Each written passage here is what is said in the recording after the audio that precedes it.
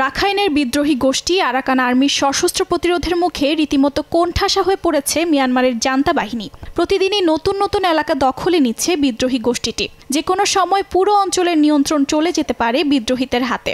এরই মধ্যে রাজ্যের প্রধান শহর সিত্তে সহ বেশ কয়েকটি গুরুত্বপূর্ণ শহর দখলে নিয়েছে তারা। জান্তা বাহিনীর সঙ্গে চলছে তীব্র লড়াই।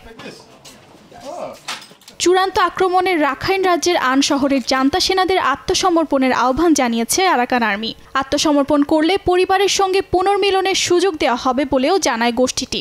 এরই মধ্যে গোষ্ঠীটির ধাওয়ায় মিয়ানমার সেনাবাহিনীর এক কমান্ডারের মৃত্যুর খবর পাওয়া গেছে। রাখাইনের পাশাপাশি কারেন রাজ্যেও বিদ্রোহীদের সঙ্গে জান্তা সেনাদের চলছে তীব্র লড়াই। এর মধ্যেই রাজ্যের মানেরপ্লো অঞ্চল পুনর্দখলের দাবি করেছে কারেন ন্যাশনাল লিবারেশন আর্মি। জানা গেছে ৩০ বছর আগে ওই অঞ্চলটিতে গোষ্ঠীর সদর দফতর ছিল। কেএনইউ এর মুখপাত্র জানান, শুরু থেকেই অঞ্চলটির নিয়ন্ত্রণ নেয়ার প্রধান লক্ষ্য ছিল তাদের। লড়াইয়ে উভয় পক্ষে বেশ কয়েকজন সদস্য হতাহত হয় বলেও জানান ওই মুখপাত্র।